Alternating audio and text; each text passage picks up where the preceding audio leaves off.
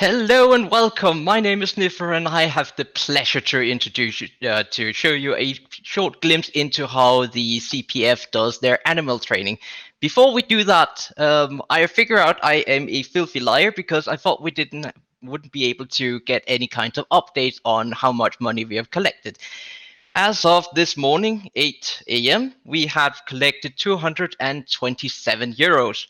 That's a good start. What we can do even better. You can find the donation links on Discord or on the Twitch. There's in the description and everywhere.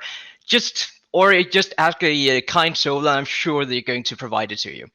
And now we can actually continue to what is the interesting topic of this talk, is that there is so much more that goes into animal husbandry, and more than just feeding and making sure they have water and shade. And they have provided us a good video on how to what they actually do. After the video, we're going to ask one of the carers questions, and we're going to take questions from the audience as well. So if you have any during the video, please do write it either on Discord or in the Twitch chat, and we're going to pick them up. Video team, if you would please show the video now.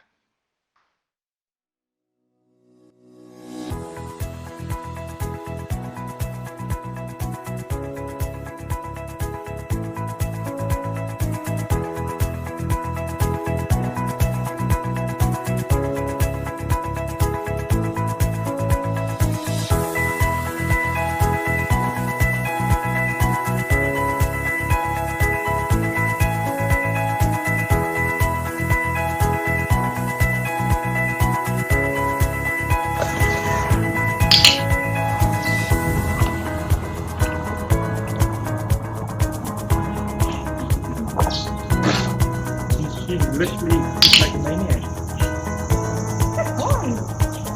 Getting better. Don't jinx it. Oh my God.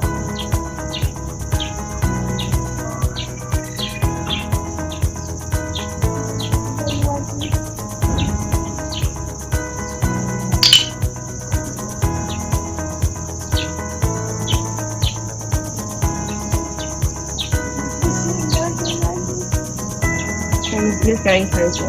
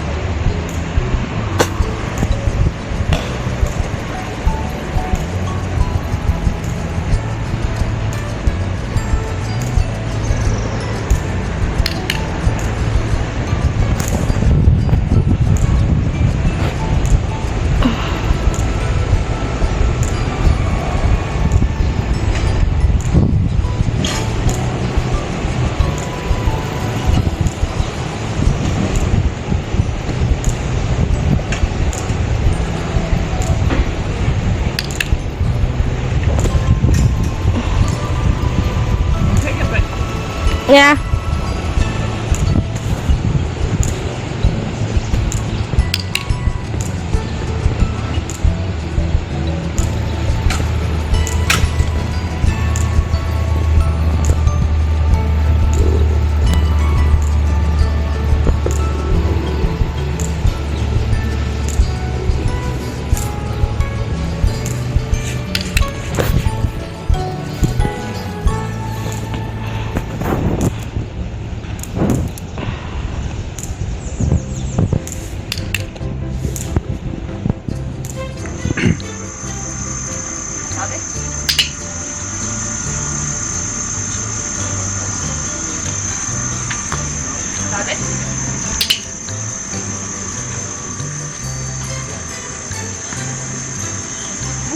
It's so sticky. Target. Moving target. Should I? Moving target. Nice. Target.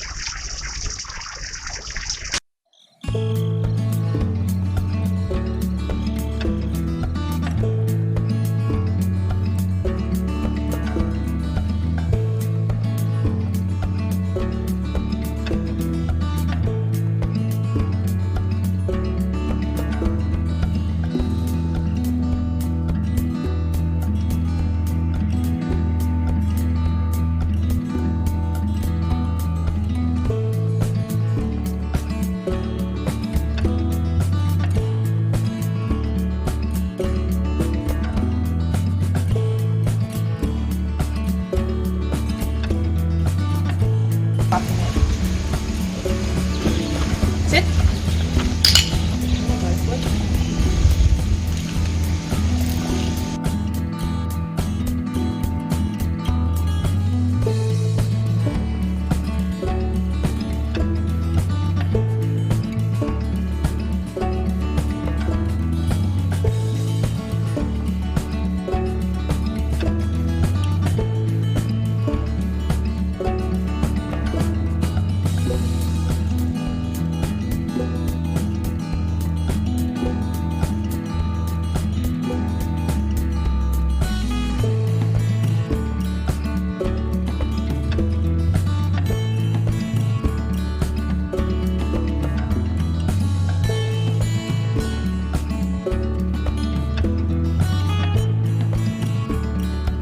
Look at work on the hand. Sit. Yeah.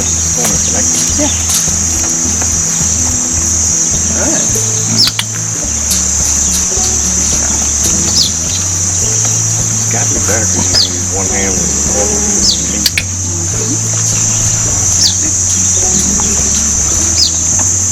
Don't do down.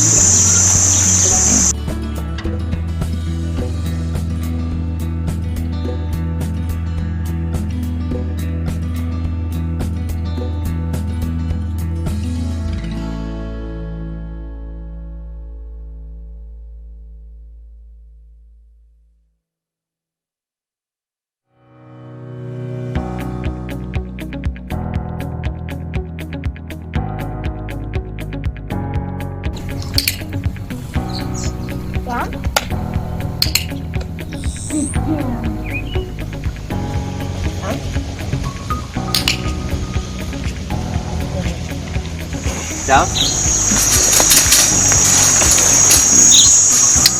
All right. sit. Hey. She was a little better with her feet.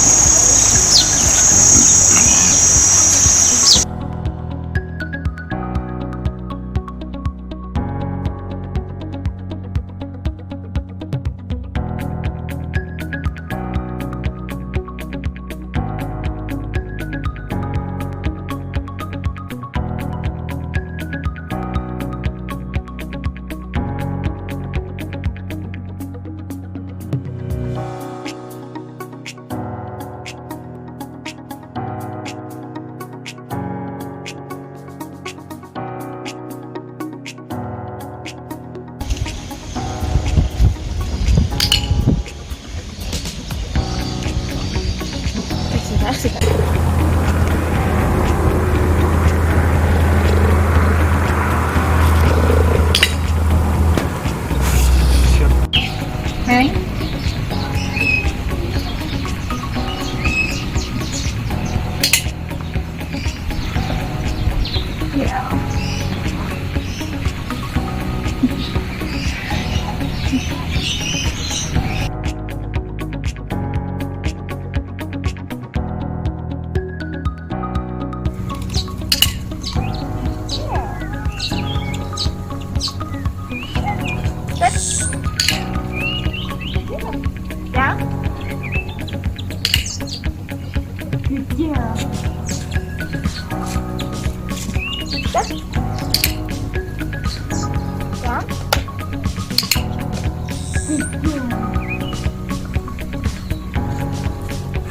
Target.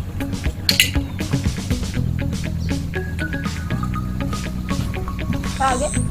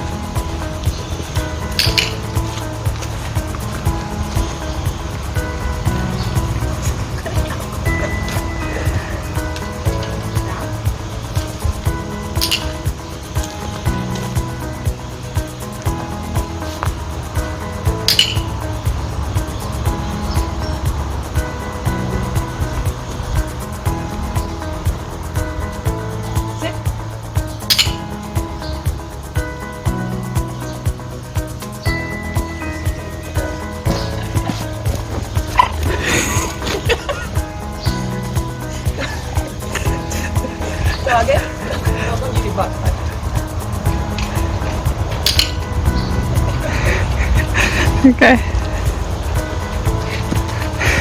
Fine, I think fine. Kyk of jy nog 'n dager op die stomp kan doen. Target.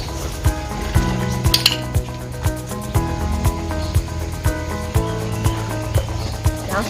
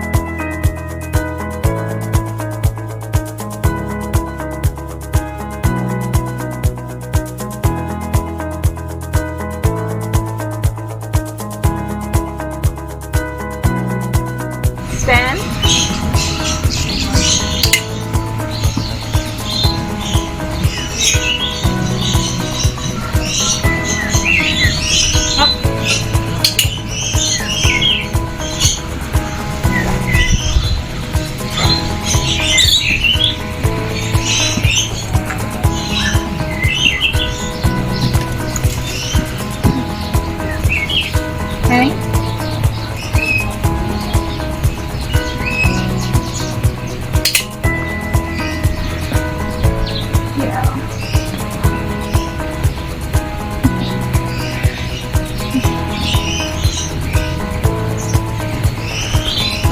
Target.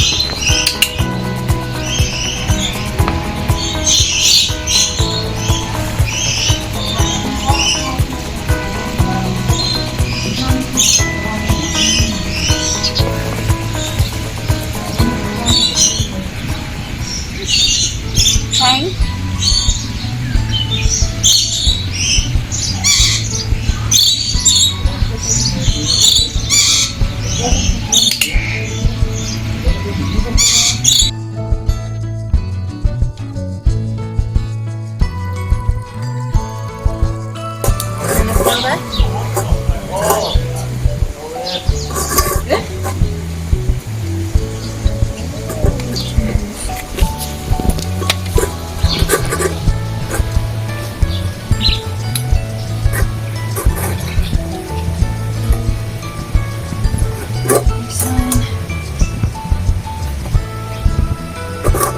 Sure. Do you want to just double check this now? No, that feels pretty good. This one, yeah? Okay. Yeah? Yes. Ready. Yeah. Okay. Okay, we just have to radio.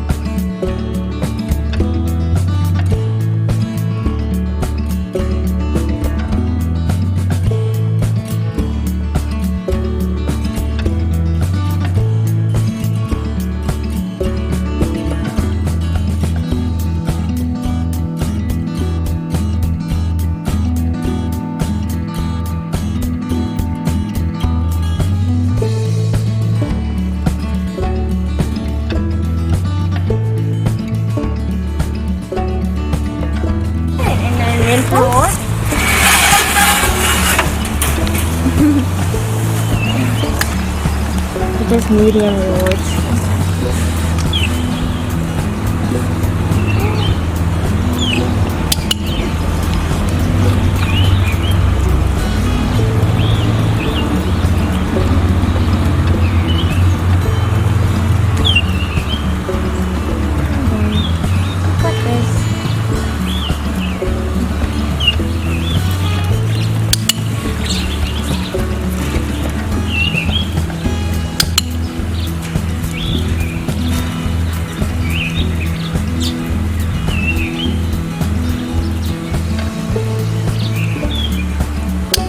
boy.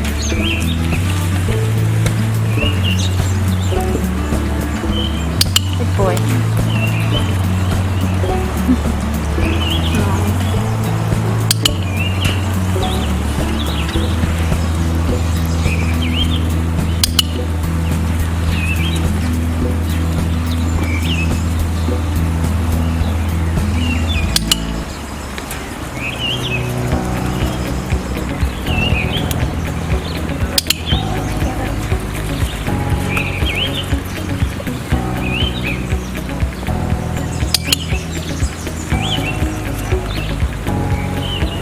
Red, Commander Red.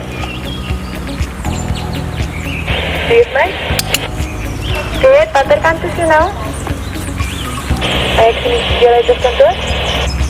Okay, copy.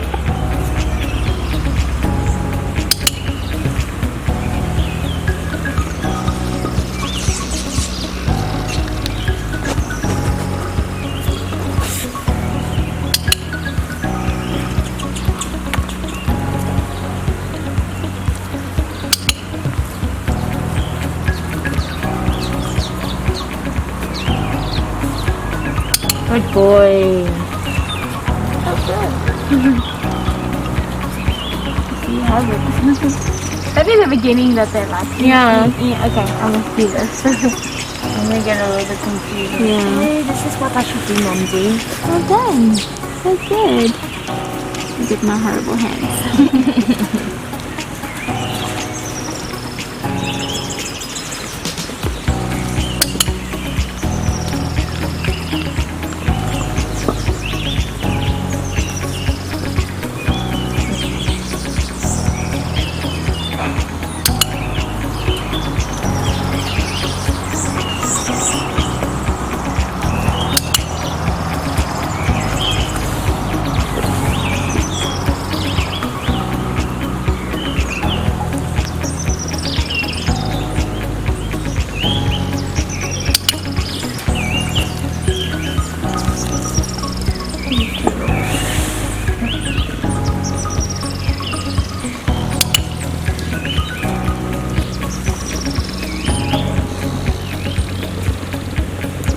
Doing everything.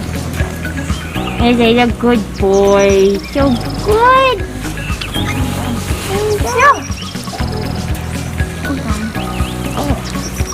Good boy.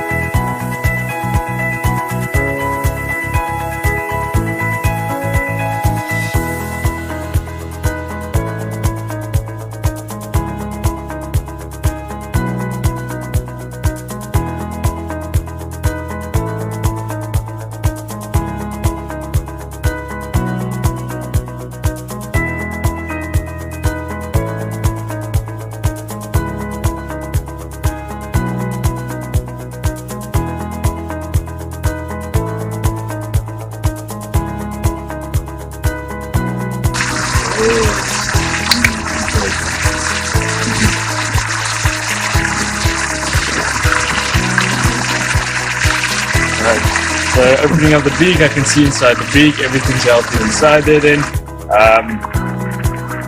the whole thing with that.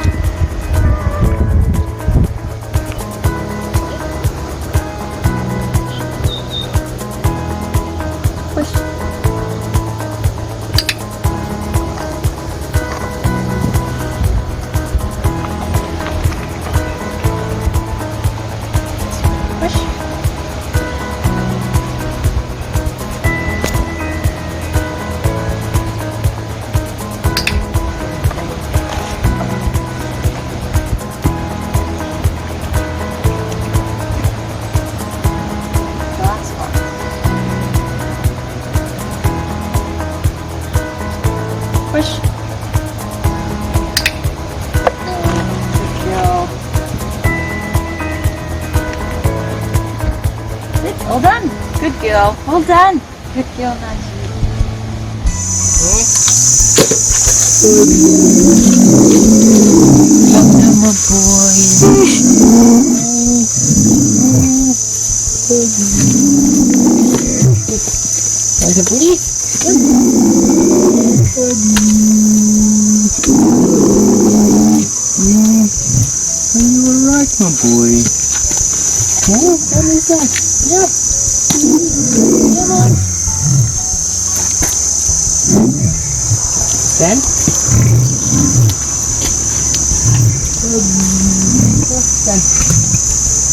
Good boy.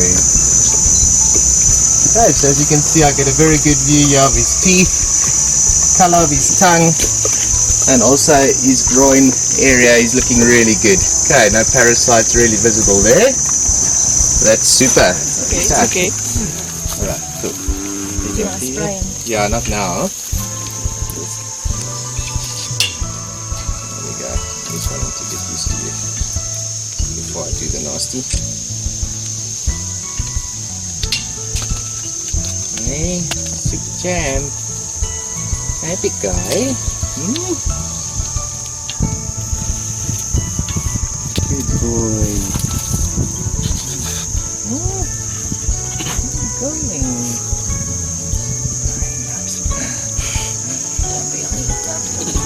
He's back.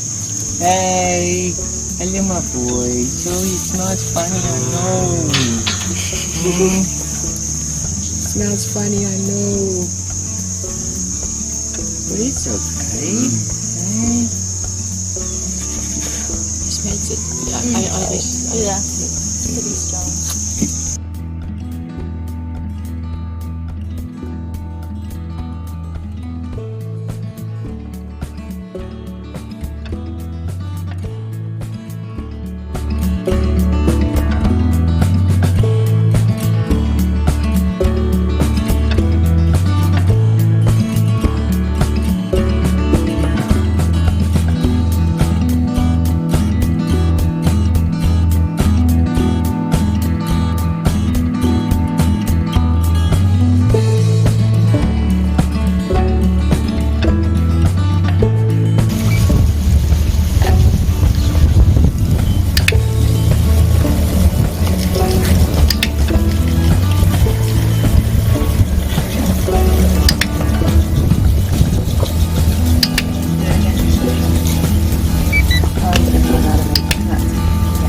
Girl, all done.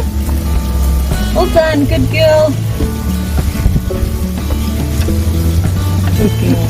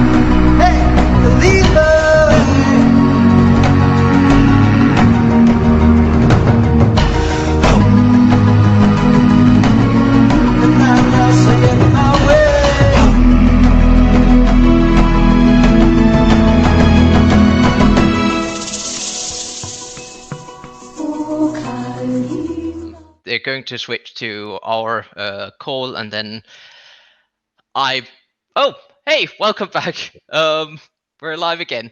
Okay. Right, we are back with Carmen and Craig.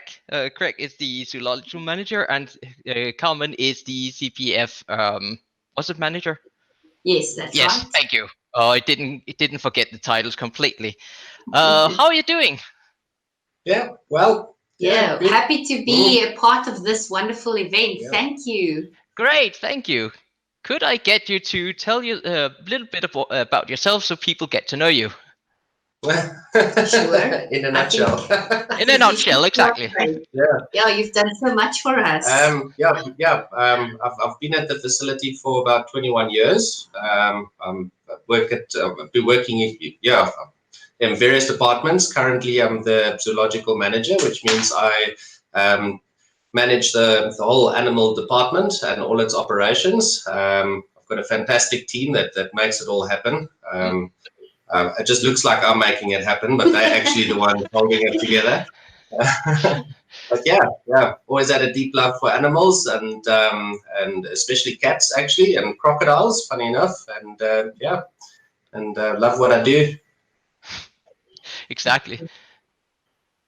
So I started with a company exactly this time 8 years ago, and I am a mother of two. When I was about 19 years old, already studying, I had this wish in my heart to help and protect animals. So I was studying something completely different, graphic design, etc., all the arty, beautiful things, and then the universe heard my request and it brought me back to Oudtshoorn, where I am today, protecting and loving and caring for all these beautiful animals, our animal family. And we've got an animal collection of up to 4,600 animals, if you count every single fish and mammal and the larger cats.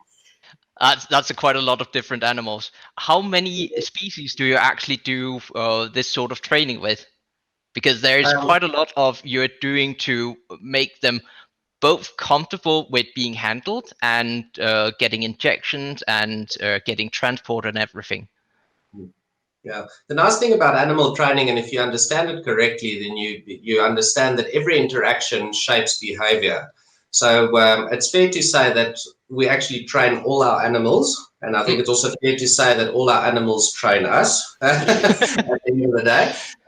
But we do focus on certain species because it just helps with their management a lot better. And there we've got a variety of birds, all of our cats, even other animals like our crocodiles are also trained. Our lemurs and our vultures. Lemurs, vultures, marabou storks, our pygmy hippos have been trained to take sonars, and also the curator Delano has actually trained her to so that he can actually get some colostrum from her when she was pregnant in the past. So if something had to happen to the little calf, then we would have had the right milk with us to be able to pull the calf through if we had to.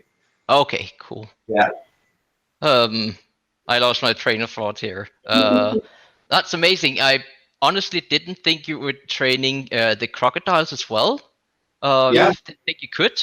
So absolutely. So it's very good to actually get them to respond to their names. This can help us with our crocodile cage diving, so that we can call over who we want to feed up for the day. So we call them by name, and then they come closer, and they've got a very positive association with the cage as well that we drop in the water. So then we can do close-up inspections from the cage, and that's got the added bonus of them actually coming closer to the cage as well when the people are doing the crocodile cage diving. And then also crocodiles can be trained to be crated. They target train really well, where they just move to wherever a target is. So quite often they're tricky animals to move, and then if they're motivated to find a target, that works really, really well. Yeah, they're very intelligent animals, actually. Yeah. Wow, that's amazing. Like that. Absolutely. And I mean, there's obviously a relationship that's built where they know their name and their trainer, and they actually swim towards you, knowing that bond that's there. Yeah, speaking about the bond, you put a lot of emphasis building up a bond with the various animals. Again, so they feel less stress when they have to do various tasks or just general handling them. But how easy is it actually for a new person, for example, if someone gets ill or something like that, and a new person has to train the animal or feed it or handle it in general? Yeah, we've got quite a large team, and I must say, if we lose certain people, there will be big gaps that we need to fill. We've got a lot of standard operating procedures in place where we guide people on exactly how we work with specific animals at our facility based on their species-specific requirements. And then basically what we can do through this is we keep our practices very constant and very similar, so that we can train new staff to do things exactly the way they're supposed to be done and the way that the animals are comfortable with. And this way it's not such a big adaptation for the animal to get somebody new into the mix. But one thing we're usually very, very strong on is, especially with our caregivers, any new caregiver that gets here gets monitored very strictly, where they actually have to write in on a register how often they spend bonding with the various animals. And we then follow up and make sure that they're doing that very horrible job of going to sit with their animals and getting to know them. Quality time. Yeah. So that helps a lot. And usually what we do is when there are behaviors that are established. So if one of the caregivers have trained a cheetah to take an injection and they've established that behavior, then they hand it over to the other caregivers. So the animals also become familiar with other persons being involved with the training sessions. Okay. Wonderful. You mentioned planning the training. You're doing the pretty much the same way. You're trying to have the same procedures all the way through. How are you planning the training sessions in general? Yeah, we actually have a training planning and evaluation system. So what we would do is the caregivers have been very creative in thinking of what behaviors they would like to train. So if they come to me and they say, okay, we would like to train a open mouth behavior. We want one of the cheetahs to open their mouth on cue so that we can look at their teeth, make sure their teeth are fine. So then what we'll do is you have the training planning form where we've got it split up into 5 different steps. And then you break the sessions into the first, second, third, fourth, and fifth step, obviously. So the first step would be to wait for the animal to open its mouth on the smallest amount and then just bridge that and reinforce the animal for that and slowly but surely raise the criteria until you've got the complete behavior. And then those steps all get evaluated and then we're able to actually establish the behavior, and then we keep those forms for future reference. Oh, cool. Yeah. How often do you go through the training? Go through the training? Yeah, or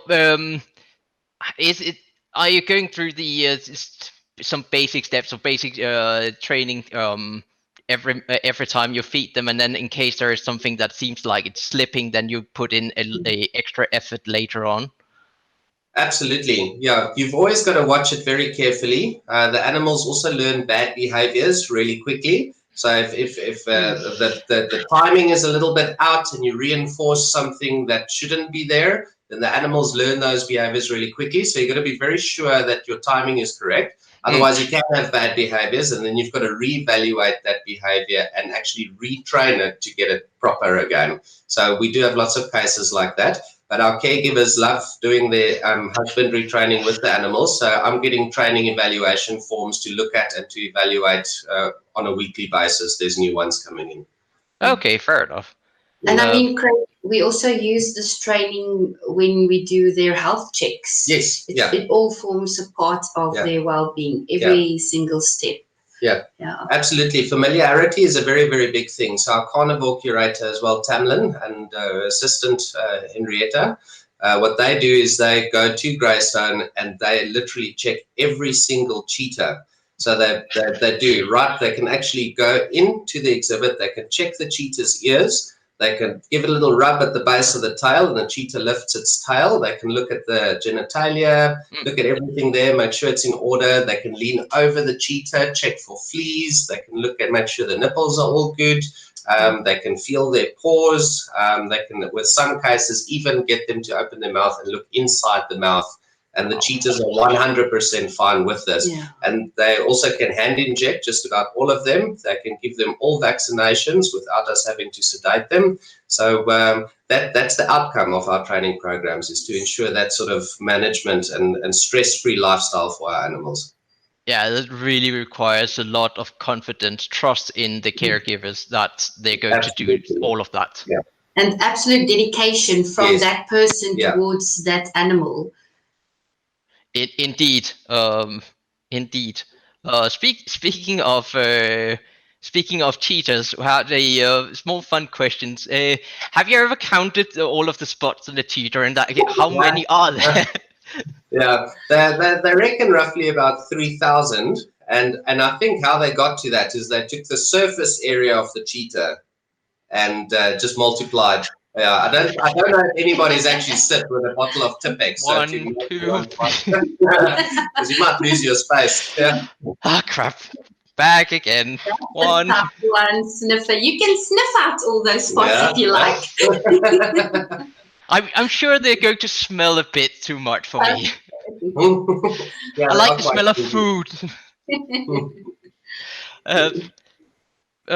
One thing, well, you're using clicker training. I've seen a lot of comments about the positivity of clicker training. People are trying at least to do that themselves when training their own animals. And you're also using food to motivate them. Yes. What is it? No, well, do you probably have animals that are not really motivated by food? Yeah. You're using a toy instead, or? Yes, absolutely. Toys, or sometimes even just affection is good enough. Okay. Yeah. And enrichment. Enrichment. So the toys. For example, our serval enjoys the farmyard straw from that the goats and the sheep lie on. Okay. And, so, I mean, he'll even be reinforced by the scent of that. He'll be quite excited. Yeah, obviously food is a very good primary reinforcer, because I mean it just works so well. But we have often seen it that food is not enough, like our lions. So that it takes a lot of motivation. You there with them, you've got to have nice big portions, because otherwise the food is not good enough. Okay. And, I don't know if you followed our story with Taji, who went to Paul to have the eye operation, but we've got that link on there. Yeah, it's being played once in a while, and of course you have it on your YouTube as well. So all of the videos that are being mentioned, or there is a lot on their YouTube. Go there, watch them all. It's wonderful to follow the various stories they have, and of course Tati, the recovery of her eye. The left eye, yes. So she had precancerous cells in her eye, but she's one of those individuals who loves attention, and she drives Tamlin and Henrietta up the wall because they want to try and train her with food, and then she just ignores them. But whenever they give her love, then she's going and she wants to play. Fair enough. Yeah. Give her what she wants. Absolutely. Cool. What was it? Yeah. You mentioned ambassador animals during the training video as well. Do they go through some kind of special training? They, of course, probably have to additional cage training to be transported around, but is there anything else?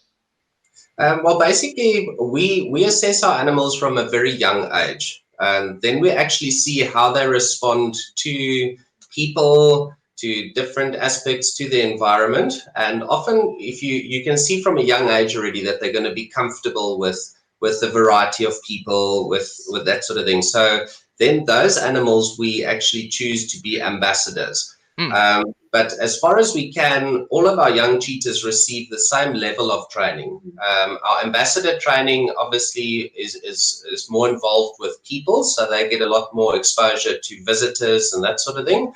And with that, it's just spending time with them, getting to know the animals and make sure that they understand the boundaries when it comes to having a lot of people around. And then we have cheetahs that are not too keen on being around people. And it's important that we pick up on that at an early stage, because we don't want to put the animals in an environment that they're not happy in. Yes. And then those animals, we still focus on their training, but they just don't form part of our ambassador program.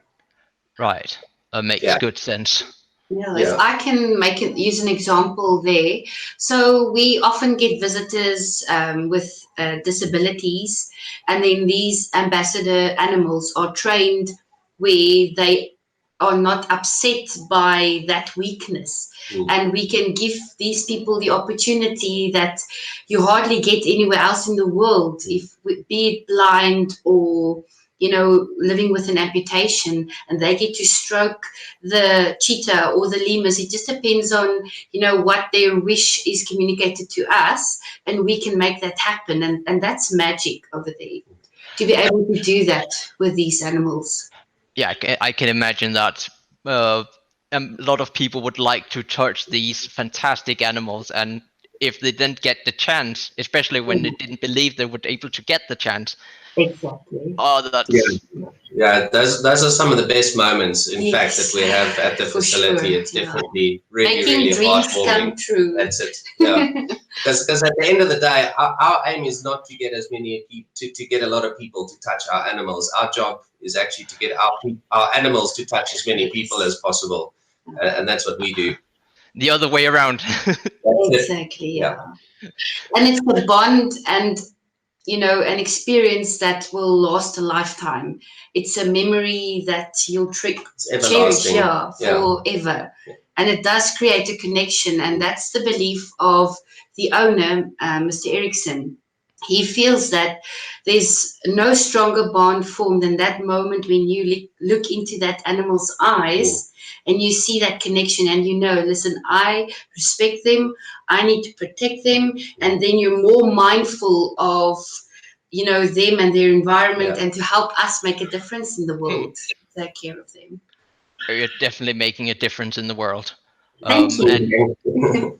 And the magical moment, that's exactly why I'm here as well, because it's so wonderful to be able to, at the end of a con, say, here, there is this amount of money to you coming your way.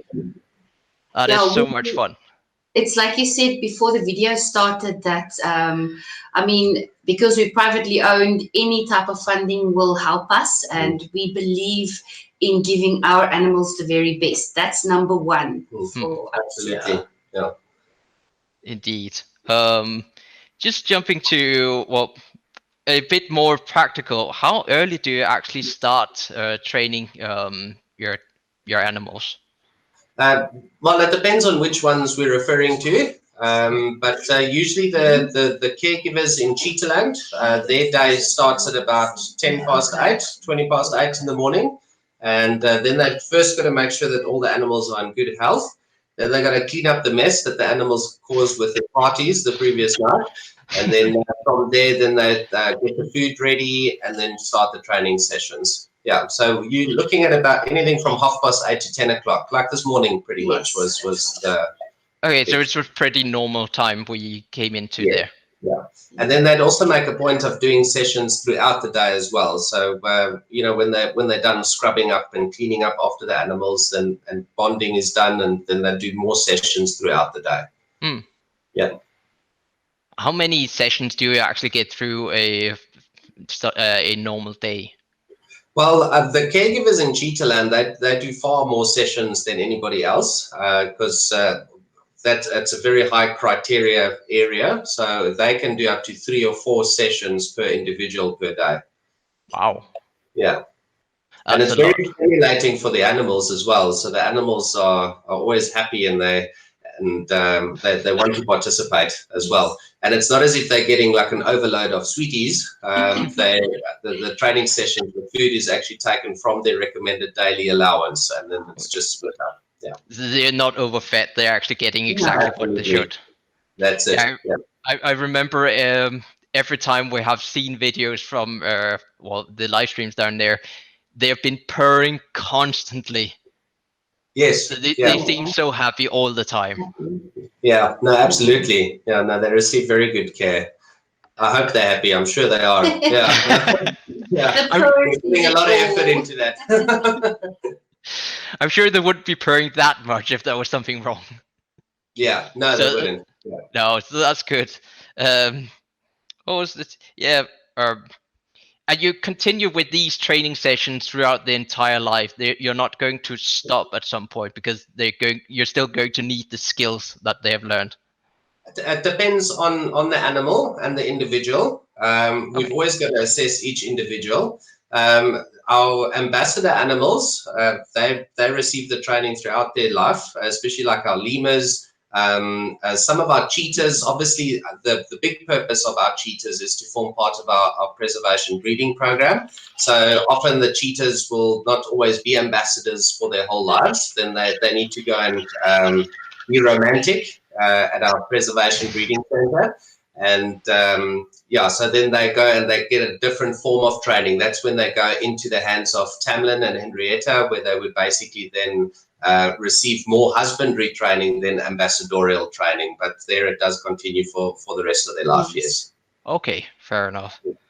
What was it? Yeah. Oh yeah, we also saw a small Ubuntu taking her first steps outside the enclosure with a harness on. Yes. That was really adorable. How long from they start trying to get the harness on them to they actually get to walk around outside? Yeah, it's actually again, it's all based on the individual. Of course, but they're all typically. different. But this lot, because we've got such a good team, they tend to gel well with the animals. You know, it's like a lock and a key that has to fit really nicely, and we've definitely got that. And so basically, she actually took, as far as I know, took to the harness really, really well.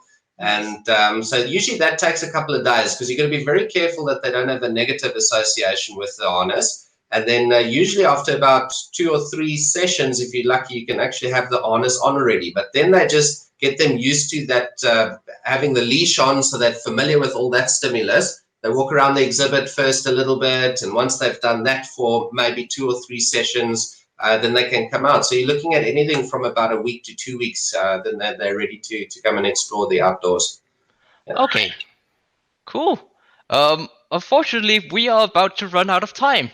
Oh, yeah, chatting to you. Thank you. Time flies when you're having fun. Yeah, absolutely.